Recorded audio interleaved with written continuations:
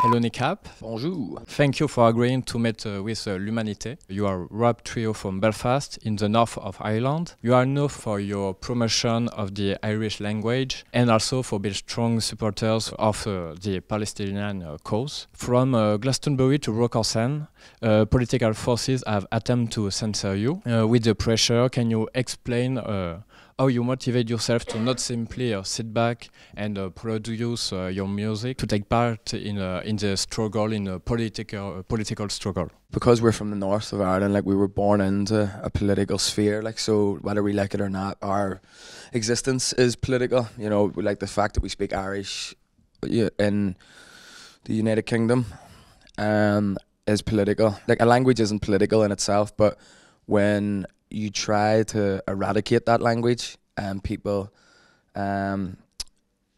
continue to speak it, then it becomes political. So politics has always been hand in hand with our upbringing. So it just came naturally that it was part of the music also. Do you think we'll see a reunified Ireland in our lifetime? Yeah, I think we'll see it in our lifetime. I think it's time for an alternative. The British government have had 800 years of a trial run in Ireland and it hasn't worked yet.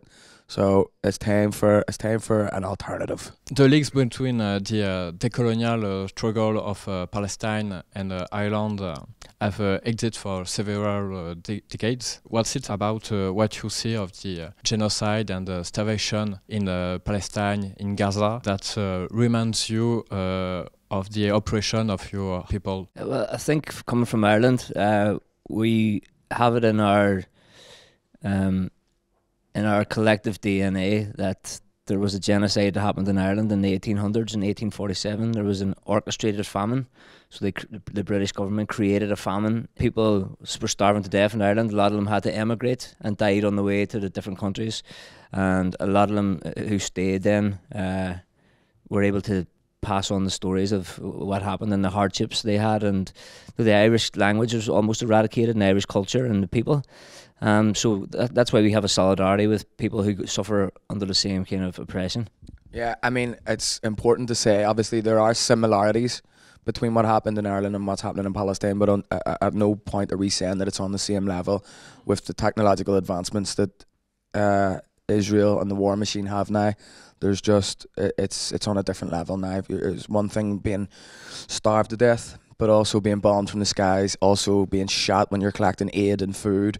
And the thing is, the Israeli government and the Israeli media can try their best to paint it as they like, but it's all on camera. We can see it. We're all fucking human.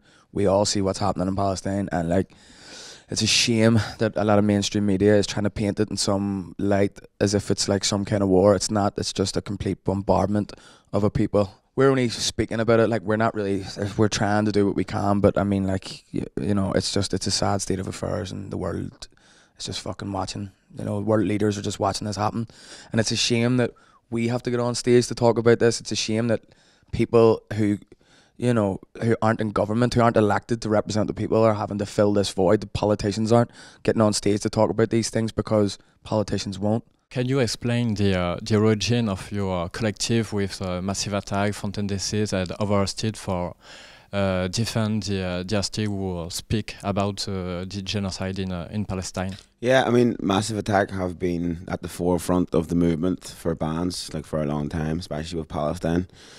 And I think they realised, and other bands, that we had to have this like collective solidarity with other bands, because they like to isolate bands to speak up for Palestine, and especially they isolate them and demonise them, and to try and take away their platform. So it's very important that the bands, like, who do speak out about Palestine, have that solidarity, because we know in the background with the Israeli lobby, etc., that they have groups that are working together, like the groups that got the letter signed to try and get us off Glastonbury. Like, there are groups of people in the music industry already working together to silence bands. So I think it was important that bands that speak up for Palestine stand together and have a support network there. And you also address class struggle and the oppression of cops, for example, in your lyrics, as well in your influence of rap and punk. So do you feel that you are part of socialist legacy, for example?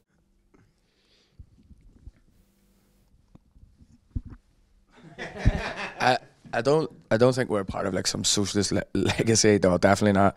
Obviously, we do talk about like I think it's one of those things. It's obvious. It's really obvious. I think it's common sense that working class people have obviously they're the first ones to get sent to war. They're the first ones to die. Do you know what I mean? Like the working class people have always been. Do you know what I mean? Obviously oppressed. That's obviously it comes with the name of it. But like at the end of the day, what we talk about. We grew up in a place that was already divided, and like these divisions have been stoked obviously by the powers that be or whatever. All we've said, like, which I think is pretty obvious, is that we have more in common with working class people from any religion than rich people from our religion, because they try to make it out like it was a religious war in Ireland, which obviously isn't true. Not going to go into it now. You can Google it. But yeah, no, I just think it's important working class people stick together, because obviously history has shown that the working class people obviously feel the brunt of rich people's egos. I suppose the systems of segregation that are created to divide people, and you have sectarianism and racism, and classism is another one. You know, it's no accident that capitalism also kind of divides people up into individuals, and the way people are living in houses and wee boxes, and they're just kept apart in every aspect of society. So maybe there is a growing want for a bit of socialism or something more progressive than what we have at the minute. I think like a big aspect of like Kneecap and the band and like the ethos is like the cultural side and the language side of it, and like in terms of like how society is now and like how capitalism breeds like individualism. I think like language and culture does the opposite to that, and it brings people together, and you can't like monetize the language in that way, and because it's a language spoken by the people. And so I think that is a big aspect of what we do, and kind of people regaining their indigenous languages and their identity that was maybe lost through colonization and capitalism and all them stuff. And do you consider yourself like a political artist, and so do you think the two are always linked? I don't know, like I think music is inherently political as a thing. Like I think they like to try and create this narrative that music is separate from politics, to say that if you're a musician you have to stay away from politics and like keep sanitized and don't go near politics. But for us, the actual existing and like music is a celebration of people, of existing.